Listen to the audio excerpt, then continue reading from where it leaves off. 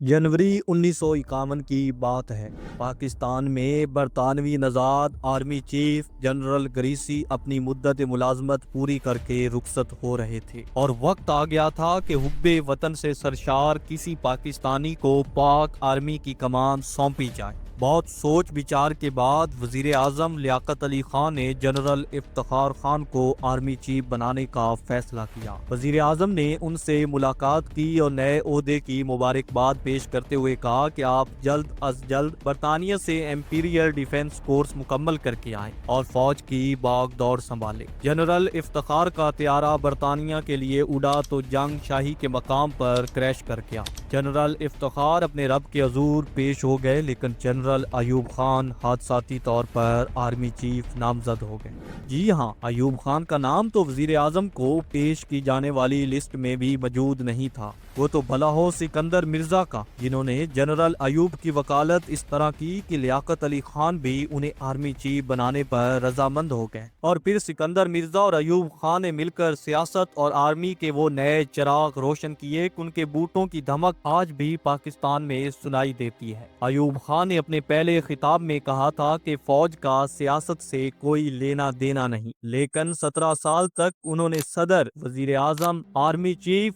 Chief of martial administrator और वजीर दिफा की हैसियत से सिर्फ सियासत ही की। आखिर कायद आजम मोहम्मद अली जिन्ना जैसे दूर अंदेश आदमी ने उनके बारे में यूं ही नहीं कहा था कि मुझे इस अफसर की दिलचस्पी सियासत में ज्यादा दिखाई देती है। कौन है Ayub Khan? Father of all Pakistani dictators क्यों कहा जाता है? ये सब और बहुत कुछ आइए जानते हैं आज की इस नई वीडियो में। दोस्तों, अयूब खान 14 मई 1907 को हरीपुर हजारा के करीबी गांव रेहाना में पैदा हुए। खानदान बलूचिस्तान से ताल्लुक रखता था और सराय साले के एक स्कूल से तालीम हासिल करना शुरू की और फिर एक करीबी गांव कहाल पाई के स्कूल से भी पढ़ा। ये स्कूल घर से 5 मील के फासले पर था, इसलिए अयूब खान खच्चर पर सवार स्कूल जाया करते। 1922 में अलीगढ़ यूनिवर्सिटी में दाखिला लिया, लेकिन इस दौरान में royal academy of Saint हिस्टर्स join कर ली और अलीगढ़ से डिग्री मुकम्मल न कर सके। ब्रिटिश रॉयल फोर्स ज्वाइन करने के बाद जंग अजीम दोम में अयूब खान ने बतौर कप्तान हिस्सा लिया और फिर बाद में बर्मा के महाज पर बतौर मेजर तैनात रहे। क़याम पाकिस्तान के बाद आपने पाकिस्तान आर्मी ज्वाइन की और उस वक्त अयूब खान आर्मी में 10वें नंबर पर थे। जल्द ही आपको ब्रिगेडियर बना दिया गया और फिर 1948 में मशरकी पाकिस्तान में GCO बना दिया गया। लेकिन आपको ये जानकर हैरानी होगी कि मशरकी पाकिस्तान में जनरल अयूब खान की बायसियत GOC तैनाती कायदे आजम के हुक्म पर हुई। कायदे आजम ने जनरल अयूब खान का मशरकी पाकिस्तान ट्रांसफर तो कर दिया था, लेकिन कहा जाता है कि कायदे आजम ने जनरल अयूब खान के बारे में फाइल पर लिखा कि मैं इस आर्मी ऑफिसर को जानता हूँ, वो फौजी मामलात से ज्यादा सियासत में दिलचस्पी लेता है,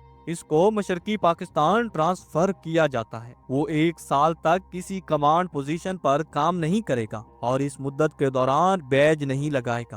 कायदे आजम ने ऐसा क्यों कहा था, ये तो अब्दुल में अती तारीख की किसी किताब में शायद ही मिल पाए, लेकिन उनका ये कहना बाद में दुरुस्त साबित हुआ। 1949 में मशरकी पाकिस्तान से वापसी पर अयूब खान को डिप्टी कमांडर इन चीफ और फिर आर्मी चीफ बना दिया गया। अयूब खान ने आर्मी चीफ बनते ही बयान दिया कि फौज का सियासत से कोई लेना देना नहीं, इसलिए आर्मी सिर्फ अपने हकीकी मकासद पर तवज्जो देगी। एक लम्हे के लिए तो लोगों ने सोचा होगा कि आर्मी चीफ को ये सब कहने की जरूरत क्यों पड़ रही है, लेकिन फिर ख्याल किया होगा कि चलो अच्छा ही है, हमें तो मुल्क के लिए काम चाहिए बस। मोहम्मद अली बोगरा का दौरे हुकूमत आया तो लोगों की आंखें फटी की फटी रह गईं, क्योंकि तब पाकिस्तानी तारीख में पहली दफा किसी फौजी को बराए रास्त सियासत में लाकर वजीर दिफा बना दिया गया। ये वो वक्त था जब पाकिस्तानी सियासत पर गोया किसी भूत प्रीत का साया था, हर एक दूसरे को गिराने के दर पे था। किसी ने अपना मनपसंद गवर्नर जनरल लगाया तो उसी गवर्नर जनरल ने तख्ता उलट दिया, मन चाहा वजीर आजम लगाया तो लात मार बाहर किया। कहा जाता है कि तब मशरकी बंगाल और दर के सूबों के फसादात उठ पड़े थे। जनरल अयूब खान को वजीर दिफा बनाने का मकसद दरअसल हुकूमत और फौज में बढ़ते तनाजात को खत्म करना था, या यूं कह लीजिए कि जनरल साहब को नवाज कर खुश करना। خیر جب سکندر مرزا نے 7 اکتوبر 1958 میں مارشل لا لگایا تو ایوب خان کو چیف مارشل لا ایڈمنسٹریٹر بنا دیا، لیکن وہی بات تب ہر ایک پر مخصوص رنگ چڑھا ہوا تھا۔ ایوب خان نے اپنے درینہ ساتھی سکندر مرزا کا ساتھ تو بہت دیا، لیکن جلد ہی ان کے اختلافات بڑھتے چلے گئے۔ حیرانی کی بات یہ تھی کہ 7 اکتوبر کو سکندر مرزا نے کسی اور کی نہیں بلکہ اپنی ہی پارٹی کی حکومت گرا کر مارشل لا لگا دیا اور وزیر اعظم فیروز خان نون کو برطرف کیا تھا، اور یہ موقع ایوب خان نے غنیمت جانا اور 27 اکتوبر تک کے لیے وزیر اعظم بن گئے، یعنی army chief of martial law administrator, وزیر دفاع، وزیر اعظم، اور اب صدر بننے کی باری تھی۔ صدر سکندر مرزا سے اختلافات تھے کہ بڑھتے ہی جا رہے تھے۔ ایوب خان نے 27 اکتوبر 1958 کو پاکستان کی صدارت سنبھال لی اور سکندر مرزا کو معزول کر دیا۔ قوم نے صدر ایوب خان کو خوش آمدید کہا کیونکہ پاکستانی عوام اس دور میں غیر مستحکم جمہوریت اور بے وفا سیاستدانوں سے بیزار ہو چکی تھی۔ ایوب خان نے 10 سال ملک پر حکومت کی۔ اس دوران بہت سے اپس اینڈ ڈاؤنز دیکھنے کو ملے۔ انہوں نے 25 مارچ 1969 کو اپنے عہدے سے ریزائن کر دیا، جب ملک بھر میں ایوب خان کے خلاف احتجاج نے خانہ جنگی کی صورتحال پیدا کر دی اور پولیس کے لیے بلوائیوں کو روکنا مشکل ہو گیا۔ ویسے آپس کی بات ہے، یہ تو آپ کو سبھی کہتے دکھائی دیں گے کہ ایوب خان ڈکٹیٹر تھا۔ اس نے فوج میں ایسے راستے کا انتخاب کیا جس نے پاکستانی نظام میں وہ خلش پیدا کی، لیکن کوئی آپ کو یہ نہیں بتائے گا کہ ایوب خان کا دور پاکستان کی ترقی اور خوشحالی کا زمانہ تھا۔ یہ الگ بات ہے کہ پاکستانی عوام 10 سال تک ایک ہی حکمران کو برداشت کرتے تنگ آ گئے تھے۔ ایوب خان کے دور ہی میں گرین ریولوشن ہوا، جس کے بعد پاکستان نے پہلی بار گندم ایکسپورٹ کی، نئے بیج، کھاد اور جدید زرعی تکنیک متعارف کروائی گئی، جس کی وجہ سے چاول اور گندم کی پیداوار میں اضافہ ہوا۔ کراچی اور دیگر شہروں میں کئی انڈسٹریل زون قائم کیے گئے۔ جی ڈی پی کی اوسط شرح نمو 6% سے زائد رہی اور برآمدات میں 15% سالانہ اضافہ ہوا۔ کئی بڑے ڈیمز اور نہریں تعمیر کی گئی، جن میں منگلا اور تربیلا ڈیم شامل ہیں۔ کراچی سے لاہور تک موٹر وے اور دیگر اہم سڑکیں بنائی گئیں، نئی یونیورسٹیاں اور کالجز قائم کیے گئے۔ سب سے بڑھ کر یہ کہ ایوب خان نے دارالحکومت کراچی سے اسلام آباد منتقل کرنے کا فیصلہ کیا۔ اس کی وجہ یہ تھی کہ کراچی تجارتی شہر تھا اور حکومتی کام کرنے کے لیے مناسب نہیں تھا۔ اسلام آباد بنانے کا اعلان 1960 میں کیا گیا اور صرف 6 سال بعد ایک نہایت خوبصورت شہر تیار تھا۔ اس کے مقابلے میں اگر آج دیکھا جائے تو بڑی بڑی سیاسی جماعتیں مل کر 20 سالوں گزر جانے کے باوجود پاکستان میں اچھے موٹر ویز تک نہیں بنا سکی۔ خیر یہ تو ایوب خان کا دور حکومت ہی تھا جب 1965 تک پاکستان کو دنیا کی تیزی سے ترقی کرنے والے ممالک میں شمار کیا جاتا تھا۔ چونکہ یہ جنرل ایوب خان کی انٹولڈ سٹوری ہے، اس لیے چند ایسے واقعات کا ذکر ضروری ہے جو تاریخی ایوبی میں اہم درجہ رکھتے ہیں۔ 11 جولائی سن 1961 کو امریکہ کے 8 روزہ سرکاری دورے پر ایوب خان جب گئے تو ان کا ایسا شاندار استقبال ہوا کہ نہ اس سے پہلے اور نہ اس کے بعد کسی اور پاکستانی سربراہ کا اس جیسا استقبال ہوا۔ صدر ایوب خان کو امریکی فضائیہ کے ہوائی اڈے پر خود اس وقت کے امریکی صدر جان کنیڈی اور امریکہ کے خاتون اول جیکلین کنیڈی وزیر خارجہ ڈین رسک اور امریکی افواج کے سربراہ نے خوش آمدید کہا تھا۔ یہی نہیں بلکہ ایئرپورٹ پر امریکی فضائیہ اور امریکی بحریہ کے دستوں نے ان کی آمد پر سلامی پیش کی۔ صدر ایوب خان امریکی صدر کنیڈی کے ہمراہ ایئرپورٹ سے واشنگٹن ڈی سی پہنچے، جہاں سڑکوں پر عوامی ہجوم امڑ آیا۔ دونوں صدر ایک لنکن کار میں کھڑے ہو کر استقبال کرنے والوں کی تالیوں کا ہاتھ ہلا ہلا کر جواب دیتے رہے۔ سوال یہ اتنا عظیم الشان استقبال امریکہ نے کیا ہی کیوں تھا؟ خان سرد جنگ کے امریکی اتحادی تھے۔ ایوب خان کا امریکہ میں زبردست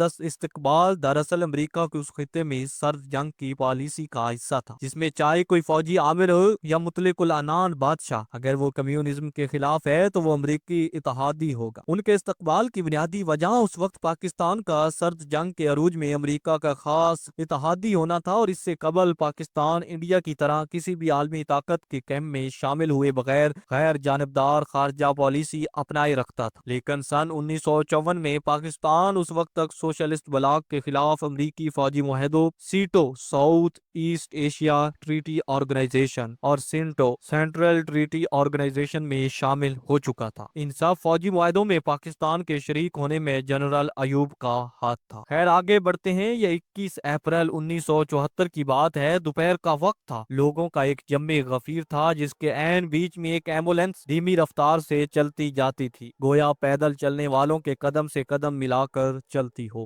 ایمبولینس میں ایک میت رکھی تھی جسے اس وقت کے چاہنے والوں کی ایک بڑی تعداد سفر آخرت پر روانہ کرنے کے لیے ہم رکاب تھی۔ جیسا کہ ہوتا ہے، جنازے کے ساتھ چلنے والوں میں سے کوئی پکارتا ہے کلمہ شہادت، پھر اس پکار کے جواب میں کلمے کی صدا بلند ہوتی ہے، ابتدا میں پورے جوش کے ساتھ بآواز بلند اور اس کے بعد بتدریج دھیمی پڑتی ہوئی۔ یہی ماحول اس جنازے پر بھی غالب تھا جب اچانک گہرے سبز رنگ کی ایمبولینس نے 2-3 ہچکیاں لیں اور چند غراٹوں کے بعد بند ہو گئی۔ یہ اس فیلڈ مارشل کا جنازہ تھا جو اس وقت فوج کا پہلا پاکستانی سپہ سالار تھا۔ یہ اس وقت فیلڈ مارشل کا جنازہ تھا جو اس وقت کی فوج کا پہلا پاکستانی سپہ سالار، پہلا چیف مارشل ایڈمنسٹریٹر اور دوسرا صدر تھا۔ اس کے بعد کا منظر یہ ہے کہ کلمہ شہادت کی پکار پر لبیک کہنے والوں کو اب اس ایمبولینس کو بھی دھکیلنا تھا۔ وہ پورے جذبے کے ساتھ کلمہ شہادت بلند کرتے، رومالوں اور آستینوں کے ساتھ پیشانی اور چہرے سے پسینہ خشک کرتے اور ایمبولینس کو دھکیلتے جاتے، یہاں تک کہ جنازہ ریس کورس گراؤنڈ تک آن پہنچا۔